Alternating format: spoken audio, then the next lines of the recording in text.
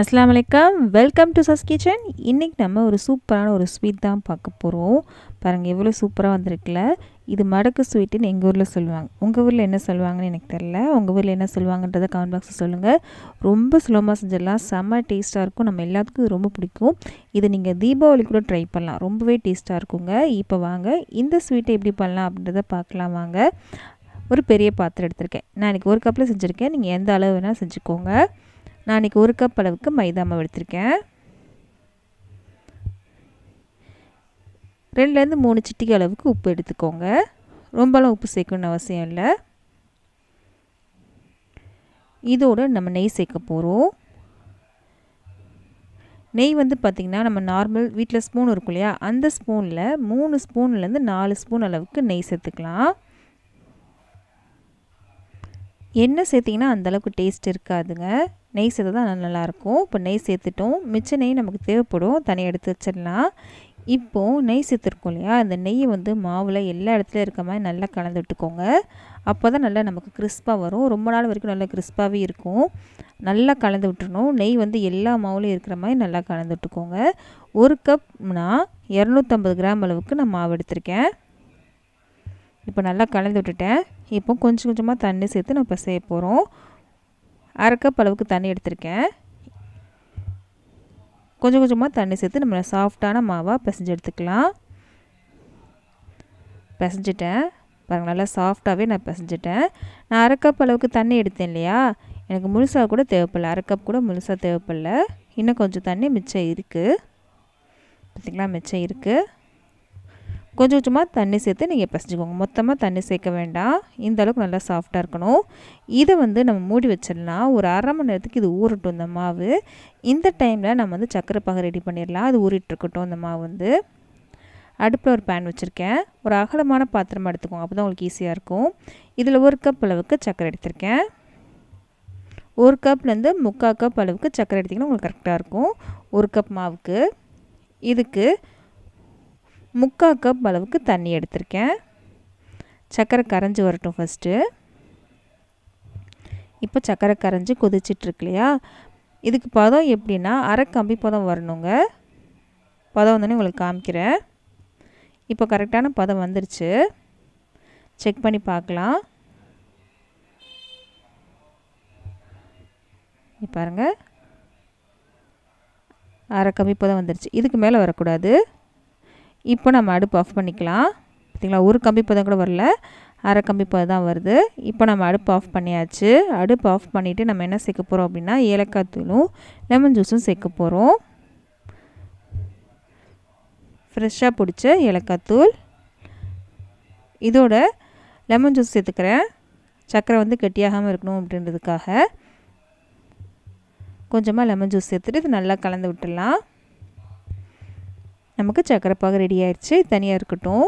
இப்போ போய் மாவு பார்க்கலாம் வாங்க. மாவு பிசைஞ்ச ஒரு 1/2 மணி நேரம் ஆயிடுச்சு. இப்போது நம்ம 1 கப் மாவு எடுத்திருந்தோம் இல்லையா, இதை 5 உருண்டைகளை நம்ம மாற்றிக்கலாம். 5லேருந்து 4 உருண்டைகளாக நீங்கள் மாற்றிக்கலாம். உங்களுக்கு எந்த அளவுக்கு லேயர் வேணுமோ அந்தளவுக்கு நீங்கள் வந்து உருண்டைகளாக மாற்றிக்கோங்க. நான் இன்றைக்கி 5 உருண்டையாக மாற்றிருக்கேன். இதுலேருந்து ஒரு உருண்டை எடுத்துக்கலாம். மாவு தெளிச்சிட்டு ஓரளவுக்கு நம்ம வந்து திரட்டிக்கலாம். ரொம்பலாம் மெலிசாக திரட்டின அவசியம் இல்லை. ஓரளவுக்கு நீங்கள் திரட்டிக்கோங்க ஃபஸ்ட்டு.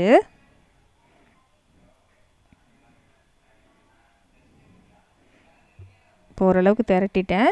இப்போ 5 உருண்டைகளையுமே இந்த மாதிரி திரட்டி வச்சுக்கலாம். இப்போ 5 உருண்டையுமே திரட்டிட்டேன் ஓரளவுக்கு. ரொம்பலாம் வந்து திரட்டலை. இப்போ நம்ம திரட்டி வச்சுருக்கோம் இல்லையா, இது மேலே கொஞ்சமாக மாவு தெளிச்சிக்கலாம். மாவு தெளிச்சிட்டு இது மேலே கொஞ்சமாக நெய் தடவிக்கோங்க. இந்த டைமில் கண்டிப்பாக நீங்கள் வந்து நெய் தான் எடுக்கணும், எண்ணெய்லாம் எடுக்கக்கூடாது, நல்லா இருக்காது. நெய் எடுத்து எல்லா பக்கமும் தடவிக்கோங்க. தடவிட்டு இப்போது மேலே மாவு கொஞ்சம் தெளிச்சிக்கோங்க. நான் மைதா மாவு தான் எடுத்திருக்கேன். இப்போது அடுத்த உருண்டையை நம்ம விரித்து வச்சுருக்கோம் இல்லையா, அதை வந்து இந்த மாதிரி வச்சுட்டு திரும்பவும் அதே மாதிரி 5 உருண்டைகள் உருட்டி வச்சுருக்கோம் இல்லையா, அதே மாதிரி எல்லாத்தையுமே நம்ம செஞ்சு வச்சுருக்கேன். இப்போது இதை வந்து நல்லா விரிச்சிடலாம். முடிஞ்ச அளவுக்கு நல்லா பெருசாக விரிச்சுக்கோங்க.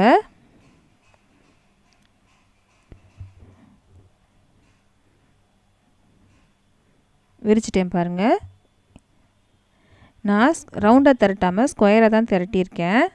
இப்போது திரும்பவும் கொஞ்சமாக மாவு தெளிச்சிட்டு நெய் வந்து தடவிக்கோங்க.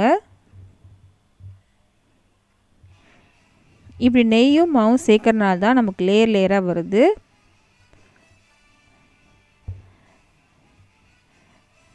எல்லா பக்கமும் நெய் இருக்க மாதிரி பார்த்துட்டு தடவிட்டுக்கோங்க. தடவிட்டு இன்னும் கொஞ்சம் மாவு வந்து தெளிச்சிக்கலாம்.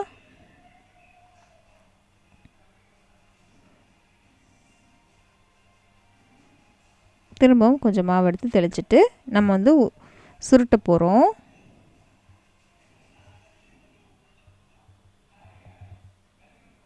இப்போது சுற்ற ஆரம்பிச்சிடலாம். பாருங்கள், ரொம்ப அழுத்தம் கொடுக்காம ஓரளவுக்கு டைட்டாகவே நீங்கள் சுற்றிக்கோங்க.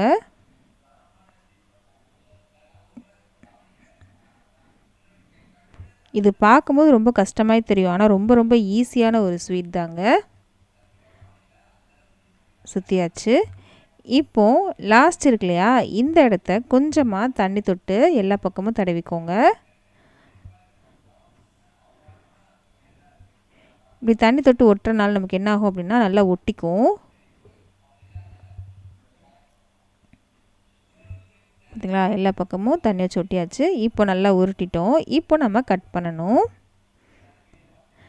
ஃபஸ்ட்டு இந்த ஓரத்தை மட்டும் கட் பண்ணி எடுத்துக்கலாம். இது மட்டும் கரெக்டான ஷேப் நமக்கு வராது, இந்த ஓரங்கள் மட்டும். அடுத்தலாம் நமக்கு கரெக்டான ஷேப் வந்துடும்.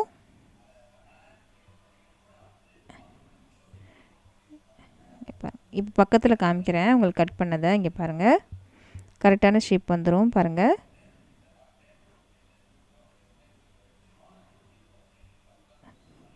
அவ்வளோதான். நம்ம எடுத்த 1 கப் மாவுக்கு 17லேருந்து 18 வரும் நமக்கு. பாருங்கள் எவ்வளோ சூப்பராக லேயர் லேயராக வந்திருக்கு பாருங்கள்.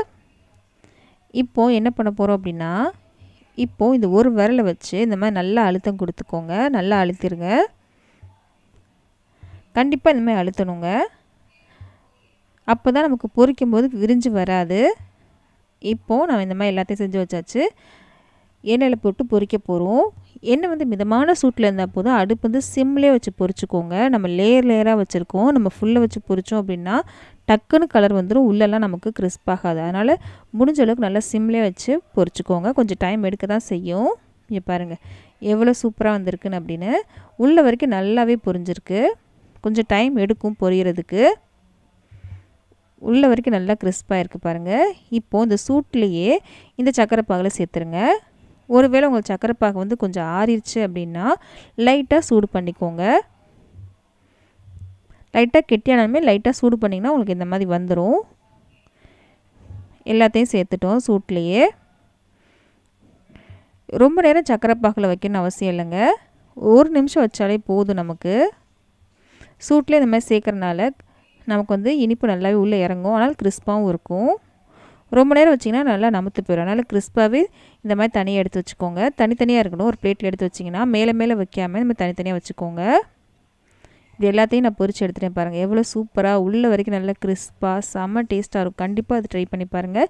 கண்டிப்பாக இதெல்லாம் சாப்பிட்ருப்போம், கடையில் தான் வாங்கி சாப்பிட்ருப்போம். ஆனால் வீட்டில் செய்யும்போது இந்தளவுக்கு சூப்பராக வராதுன்னு நினைப்பீங்க. செம்ம டேஸ்ட்டாகவும் இருக்கும். இதே மாதிரி செஞ்சு பாருங்கள். இதே அளவுகளோட கண்டிப்பாக செஞ்சு பார்த்துட்டு எப்படி இருந்து மறக்காமல் கமெண்ட் பாக்ஸில் சொல்லுங்கள். இந்த வீடியோ பிடிச்சிருக்கும் நம்புகிறேன். பிடிச்சிருச்சா அப்படின்னா ப்ளீஸ் நம்ம சேனலை சப்ஸ்கிரைப் பண்ணிடுங்க. பக்கத்தில் இருக்க பெல் பட்டனையும் கிளிக் பண்ணிடுங்க. அப்போ தான் இனிமேல் போட போகிற எல்லா வீடியோ சேரும். இந்த மாதிரி ரெசிபீஸ்லாம் உங்கள் ஃப்ரெண்ட்ஸ்க்கும் ஃபேமிலிஸ்க்கும் யாருக்காவது பிடிக்கும் அப்படின்னா அவங்களுக்கு இந்த வீடியோ ஷேர் பண்ண மறக்காதீங்க.